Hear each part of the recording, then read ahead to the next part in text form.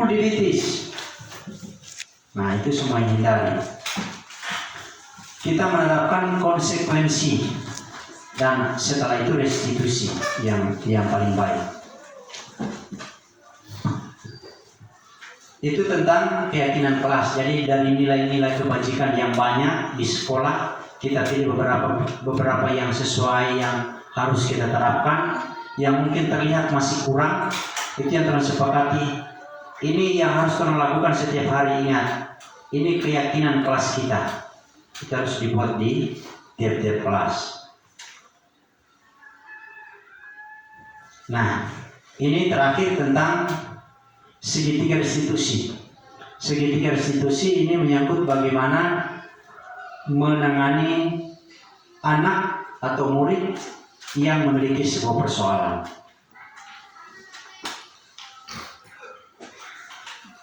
Ada 3 tahap. Sebenarnya kok cuma kasih nama segitiga karena ya dibuat dalam bentuk segitiga. Tapi juga kalau tulis biasa tidak apa-apa juga.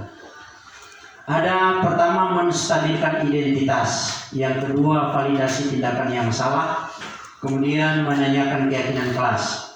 Jadi penerapan segitiga restitusi ini alangkah baiknya tuh keyakinan kelas tadi harus ada dulu, baru ini akan diterapkan. Karena ini nanti mau diterapkan berdasarkan keyakinan kelas. Misalnya anak berbuat sebuah kesalahan. Contoh pukul teman, marah dia. Ini persoalan sudah terjadi. Kemudian biasanya kita panggil. Kalau dulu mungkin pernah, setelah kita tanya segera, kemudian menyalahi orang yang memukul, langsung kasih salah, langsung bilang, anak salah, kamu telah memukul dia. Langsung kasih salah. Nah, kalau langsung kita salahkan dia, maka dia akan lebih memberontak di dalam dirinya karena semakin disalahkan. Nah, bagaimana menerapkan segitiga restitusi ini? Pertama, menstabilkan identitas. Ketika anak dalam posisi yang sangat marah, maka ini Pak permainan bahasa yang lemah lembut dan sesuai. Misalnya ketika dia marah, kita panggil, tanyakan persoalannya, terus kalimat-kalimat yang sesuai, misalnya tidak apa-apa kamu marah, tidak apa-apa ngana marah. Kalau orang Nabi bilang tidak apa-apa ngana marah, karena ngana mempertahankan ngana harga diri. Tadi kan ngana dapat ejek, tidak apa-apa ngana marah, karena itu memang hakmu untuk marah, untuk mempertahankan diri.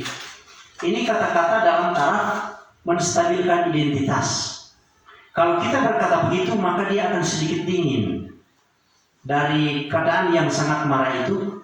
Kemudian kita katakan, tidak apa-apa karena marah, tidak apa-apa kamu marah, karena memang itu hakmu untuk mempertahankan harga dirimu. Kamu kan diejek, tidak apa-apa kamu marah. Itu dalam taraf ini, bukan langsung marah-marah, maka dia akan lebih. Dan kalau begitu, dia akan sedikit dingin. Nah, stabil dia istilahnya.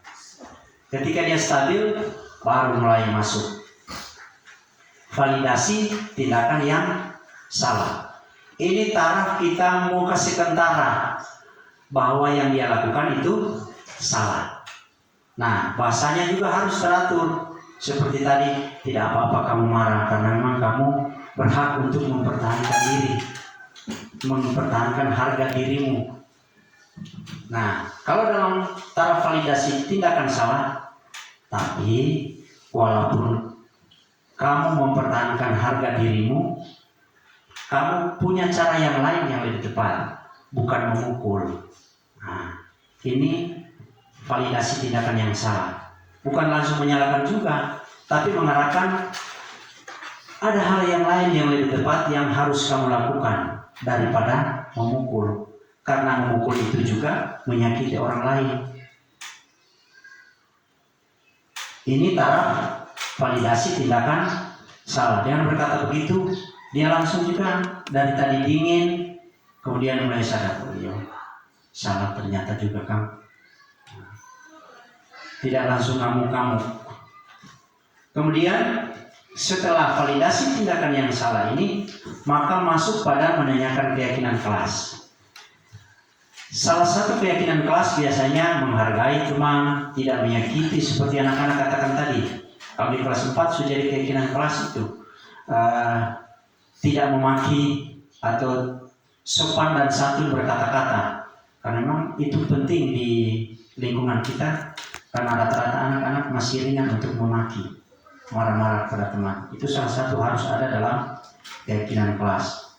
Nah, dalam kasus memukul tadi, dalam taraf menanyakan keyakinan kelas, setelah menstabilkan identitas, setelah validasi tindakan yang salah, maka orang masuk pada keyakinan kelas. Kamu ingat, kita sudah sepakati keyakinan kelas? Iya Bapak, iya Ibu. Apa antaranya?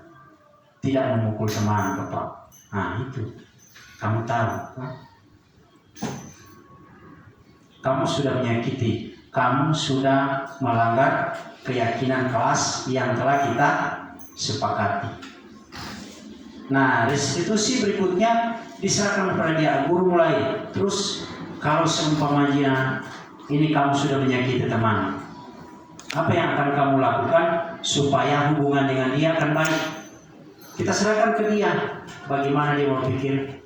Mulai dia pasti mau bilang karena dia sudah dingin, karena dia sudah sadar dari kesalahan. Melalui tahap ini, menstabilkan identitas dan validasi tindakan yang salah, maka pikirannya mulai jalan. Bagaimana normalkan situasi yang sudah bermasalah itu? Bagaimana caramu supaya hubungan dengan dia yang kamu pukul menjadi baik kembali? Nah, dia mulai berpikir, pasti Pak, kita mau minta maaf atau apapun itu.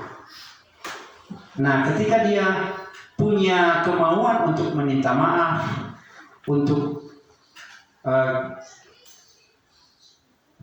membuat hubungannya stabil kembali dengan temannya, maka kita hargai apa yang dilakukan. Baik, Bapak atau Ibu hargai apa yang kamu rencanakan itu. Apa yang akan kamu lakukan itu bagus.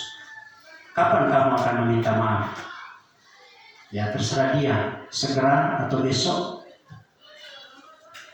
Jadi dari persoalan yang terjadi itu, dari awal sampai akhir ada suatu solusi yang bertumpu pada murid. Dirinya jadi stabil waktu dia marah, kemudian dia menyadari kesalahannya, kemudian dia punya tindakan untuk menyelesaikan persoalan yang dia hadapi. Ini yang disebut dengan segitiga restitusi.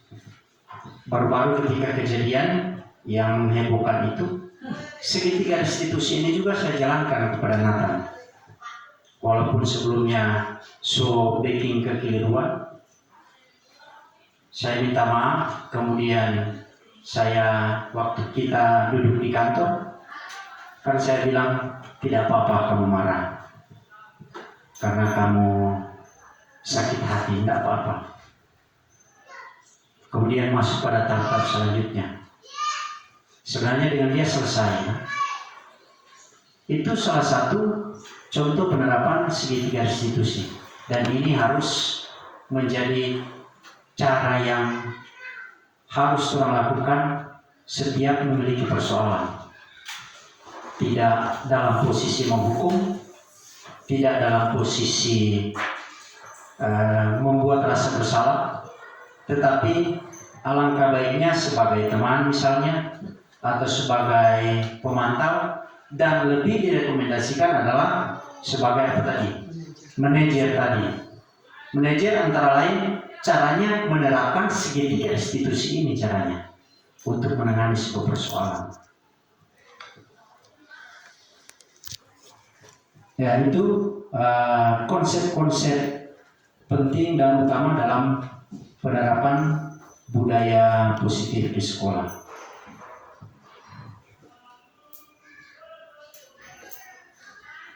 Terima kasih, semoga bermanfaat.